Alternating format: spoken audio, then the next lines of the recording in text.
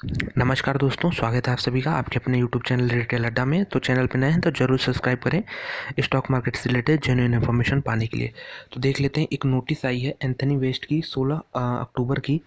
तो एक दिन पुरानी नोटिस है। उन्होंने एक्सचेंजेस को एनएससी और पीएससी को बताया है कि इनके ऑफिसेज में आईटी के रेड पड़े हैं, यानी इनकम टैक्स डिपार्टमेंट के रेड पड़े हैं।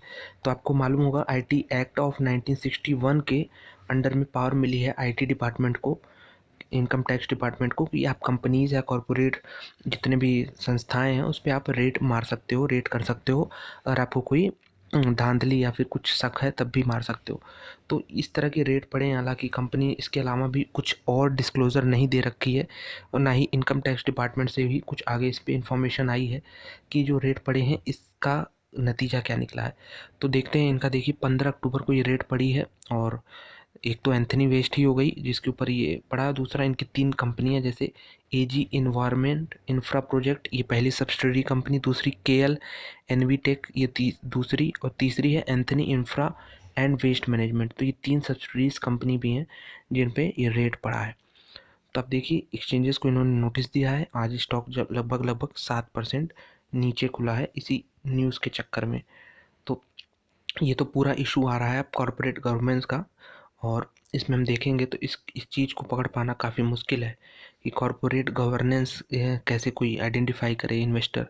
ये तो डेफिनेटली जो प्रमोटर्स हैं, डायरेक्टर्स हैं, इनके ऊपर है। और इनकी पर्सनैलिटी कैसी है, इनका नेचर कैसा है, ये तो हम रिटेल इन्वेस्टर नहीं जान सकते। तो इस तरह के भी इश्यूज आते हैं। लेकिन अभी जो कंपनी ने इस नोटिस में लिखा है कि ये जो रेट पड़े हैं इसकी वजह से इनके ऑपरेशन पे कोई असर नहीं पड़ेगा। तो ये एक अच्छा स्टेटमेंट दिख रहा है, पॉजिटिव कहूँ तो, कि ऑपरेशन जो कंपनी काम करती है उस पर इस रेट का कोई असर नहीं पड़ेगा। और इस पे हम लोग अभी वेट ज़रूर कर सकते हैं कि आईटी डिपार्टमेंट से आगे इसमें क्या अपडेट आ रहा है, क्या कोई धांधली हुई है, क्या पैसे का इधर उधर कुछ हेर फेर हुआ है। आगे अगर नोटिस आती है तो स्टॉक ज़रूर और क्रैश कर सकता है। लेकिन जो इन्वेस्टर्स इसमें निवेशित हैं उनके लिए हम अभी चार्ट पे ज़रूर देखेंगे क्या करना है। लेकिन इस तरह की नेगेटिव न्यूज़ तो मेरे ख्याल से आती रहती हैं। बहुत सारी कंपनियों पे भी आईटी रेड पड़ चुके हैं। लेकिन ये छोटी कंपनी है और इसमें आईटी रेड पड़ा है, तो इस पे और इन्फॉर्मेशन हमें ज़रूर अभी जुटाना होगा कि क्या आगे चल के कंपनी से न्यूज़ आती है। तो चलिए सबसे पहले इसका चार्ट पे नज़र डाल लेते हैं कि चार्ट में क्या कह रहा है। तो चार्ट पे हम देख ही सकते हैं कि 480 से लगातार ये नीचे ही आ रहा है और एक बहुत ही शार्प फॉल आई थी। आप देखिए जो गिरावट था बहुत तेज़ी से आई थी बहुत कम समय में। और जो रिकवरी चालू थी वो बहुत धीरे धीरे एक चैनल में ही चल रहा था, धीरे धीरे ऊपर बढ़ रहा था। लेकिन वो देखिए फिर से उसमें शेलिंग प्रेशर आ गया ऊपर से। और क्यों आया वो न्यूज़ भी आप देख ले जानते हैं आज।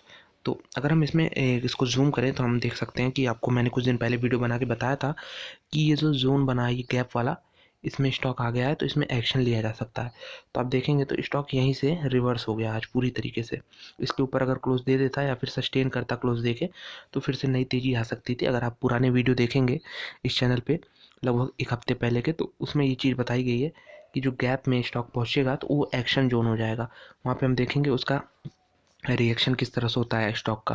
तो ये गैप में देखिए सस्टेन नहीं कर पाया इस गैप को, आज फिर से गैप डाउन खुला। तो इसमें हम क्या कर सकते हैं, देखिए एक और नीचे ये जो आपको वाइट लाइन दिख रही होगी ये ट्रेंड लाइन है वाइट कलर की, ये लोस को जोड़ते हुए बनाई गई है। तो आप देखेंगे तो यहाँ पे लोस को जोड़ा गया है, फिर यहाँ पे भी क्लस्टर ऑफ लोस बने, उसके बाद तेजी आई तो ऐसा लगा कि रिकवरी जो होगी वो आगे चल के अच्छी रहेगी। लेकिन फिर से एक बहुत बड़ी नेगेटिव न्यूज़ और स्टॉक फिर से नीचे आ चुका है। तो अगर आप इस लाइन को भी प्रिसाइजली पकड़ के चलें तो ये अप्रॉक्स आज का लो ही है और 356 के आसपास। तो अगर 356 या 55 आप मान लीजिए अप्रॉक्स, तो इसके नीचे अगर आज क्लोज दे देता है तो इसमें और नीचे के लेवल्स तो डेफिनेटली आने चाहिए। तो बिल्कुल नए निवेशक तो इससे बहुत दूर रहे हैं अभी तक। लेकिन जिन्होंने इन्वेस्ट किया है फ्यूचर ग्रोथ को लेके उनके लिए अभी भी कहूँगा कि एक अच्छी कंपनी है और इसमें घबराना नहीं चाहिए। डेफिनेटली कॉरपोरेट गवर्नेंस का इशू जो होता है वो कोई भी आराम से नहीं पकड़ पाएगा। ये आपको screener.com पे भी नहीं दिखेगा, किसी भी साइट पे नहीं दिखेगा। ये तो प्रमोटर्स के ऊपर ही है कि कैसा उनका बिहेवियर है। तो इस तरह के जब इश्यूज आते हैं तो हमें आराम से वेट करना चाहिए। और जो जिनकी होल्डिंग लार्ज है मैं तो कहूँगा कि अगर आप देखें आज 355 के नीचे क्लोजिंग होती हुई दिख रही है आपको 320 के आसपास, तो आप इससे एग्जिट भी कर सकते हैं कुछ क्वांटिटी। लेकिन जिनके क्वांटिटी ज़्यादा नहीं लिए हैं, मतलब एक पोर्टफोलियो का डिसेंट परसेंटेज हिस्सा है, उन्हें मैं कहूँगा कि वेट करना चाहिए और क्लैरिटी आनी चाहिए, क्योंकि घबराने से इसमें कुछ सोल्यूशन नहीं निकलने वाला है।